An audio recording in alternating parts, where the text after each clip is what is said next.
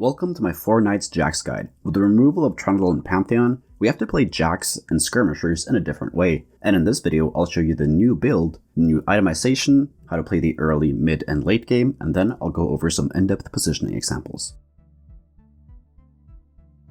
This comp is very linear and therefore very easy to play as well. Our level 8 board looks like this. Here we have 4 Knights and 3 Ironclads. This results in Jax being close to immune to attack damage, unless the enemy team has Last Whisper. The only flex unit we can take out is Rel. She can be replaced by Diana if we need more backline access, Akshan if we need to shred armor ourselves, or Gwen if we need more general resistances for Jax as well as an AP carry. If the lobby is mostly AP, then we can drop down to 2 Knights to play 3 Mystics instead. The reason we don't play 6 Skirmishers is that we have to run a lot of bad units. The only good Skirmishers are Jax and Viego. Irelia is also good considering that she's a 2 cost. The other skirmishers are just synergy bots, and since the comp lost both Pantheon and Trundle in set 5.5, 6 skirmishers is significantly weaker as those 2 brought a ton of utility to the table.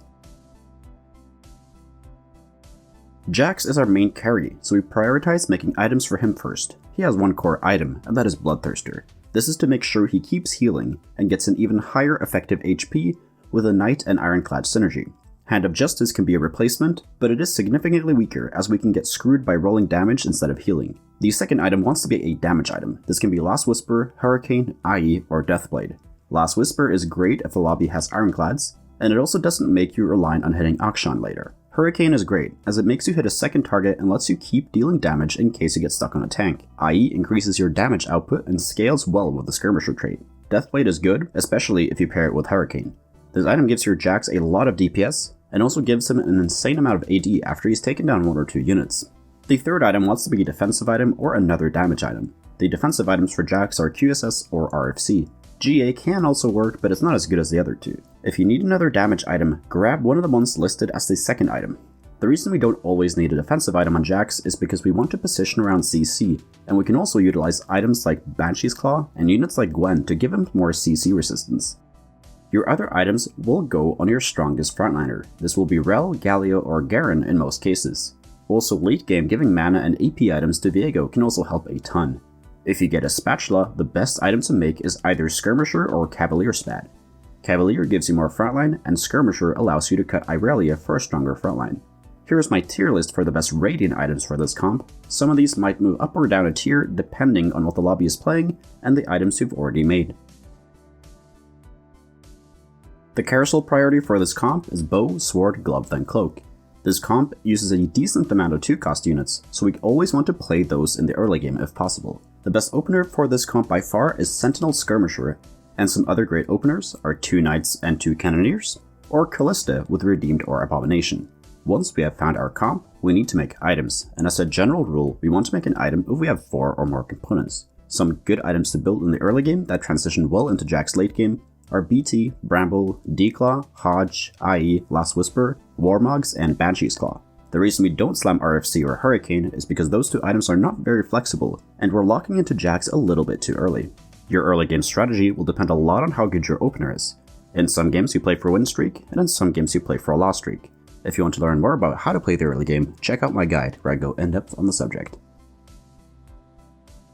At the Krugs round, you should have more direction towards a comp. The general requirements to play Jax is to have 1 component for a healing item and 1 component for another damage item.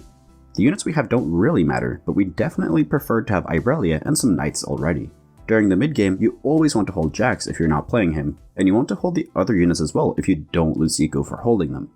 If you're weak in the mid game, we typically don't want to roll at level 6. Rolling at level 7 is much better with this comp as we are not reliant on any 5 cost units. So therefore, the best option is to keep your loss streak and then level to 7 on stage 3-5 and all in there. Meaning you roll until you're stable, which often leads you to roll close to 0 gold. You are generally looking to stabilize off of Jax 1-star and then build a board around him. What you end up with will be different every game, but it wants to look something like this. This strategy is very risky. You will have a lot of gold, but you will also be very low in HP. So to pull this off properly, you need to be very fast at rolling, while also being able to be flexible with the units you pick up. Therefore, I do not recommend you pull off this strategy if you are a newer player.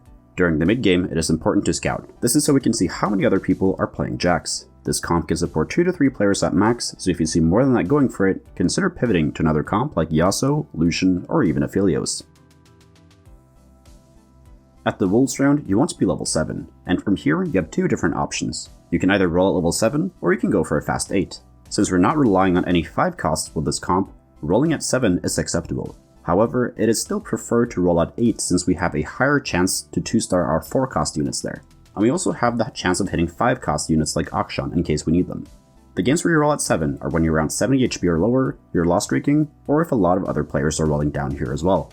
When rolling down at level 7 on 4-1, it is very similar to rolling down on 3-5. You want to stabilize with a board that looks something like this. The goal from there is to go level 8 on 5-1, and then roll for the rest of your comp there. So try not to roll below 10 to 20 gold, as we still need the money to go level 8 later in the game. If you find yourself in a spot to fast 8, the goal is to be level 8 on 4-5 and roll there. If you don't have at least 30 gold or more on 4-5 after leveling to 8, you might just want to roll at 7 instead and then go level 8 on 5-1. Once you've hit your board at level 8, you have 3 different options from there. The first one is to roll for Jack's 3-star. This is definitely my preferred play with this comp, but I only do it when I have 6 or more, I am uncontested, and I have enough gold and HP to do a second large rolldown for Jack's 3 later. The second option is to go level 9. This will require you to be relatively healthy, typically 40 HP or more, and it also requires you to have 2-star the vast majority of your non-legendary units. But the more HP and gold you have, the less 2-stars you generally need, as you will be able to make it to level 9 sooner and also with more gold. The goal is to go level 9 on either 6-1 or 6-2 in most cases. At level 9, you're taking an Akshan or Gwen the vast majority of the time. This comp has a relatively low cap, so you really need to hit Jack's 3-star to reach the highest potential. Positioning with Jax seems simple, but there is some nuance to it.